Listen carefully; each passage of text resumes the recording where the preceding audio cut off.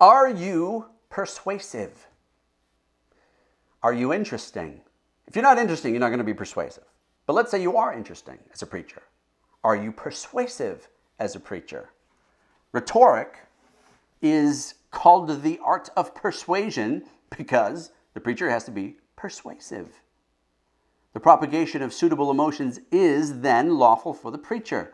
The disadvantage the preacher has is that man is fallen, and the preacher must be skilled in bringing man into a right understanding of his subject matter. But he can only accomplish that through the power of the Spirit, because men are fallen. Dabney says, hence I draw these rules, that the purpose of persuading should not be pre-announced, let the work be done, not advertised, and that it is useless to urge right feeling by mere hortation. Let the preacher present instead those truths which are the objects of moral emotion. Vinay talks about the phenomena of instinctive sympathy. It's the orator's right arm in the work of persuasion. To sympathize with the people is to be affected with our fellow man, and because we see him affected.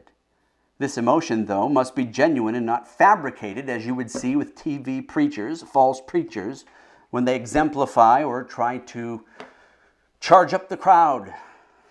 Warmth in preaching demonstrates and persuades with apprehensions of sacred truth, but you have to be skilled to be able to do that, and you have to practice doing that. Disposition, then, of the preacher and ability to empathize rightly in the fallen state of the hearer aids greatly in the use of persuasion. Dabney says, the hearer's apprehension of their minister's character is a most important element in his power of persuasion. The preacher's competent knowledge and good just judgment must be such a soundness of mind as will command the respect of all men, with a real mastery of the theology of redemption.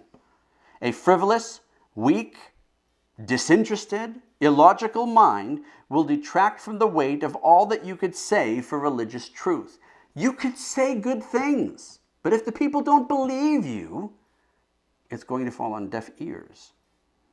This will include a spotless honesty and fidelity in all earthly relations and transactions. A bishop must be blameless. He must also have an ardent love for souls. The pastor should be recognized as one who affectionately hungers for the spiritual good of his charge, those people under his charge. How will they listen to them? How will they listen to the sermons, to listen to him, if they consider him weak or illogical or boring or disinterested? All of those things translate into without a care for the soul. I mean, and this is a difficult thing for preachers because they may be genuinely interested in the soul and simply don't have the skill or ability to preach well. And thus, much of what they do is ineffective.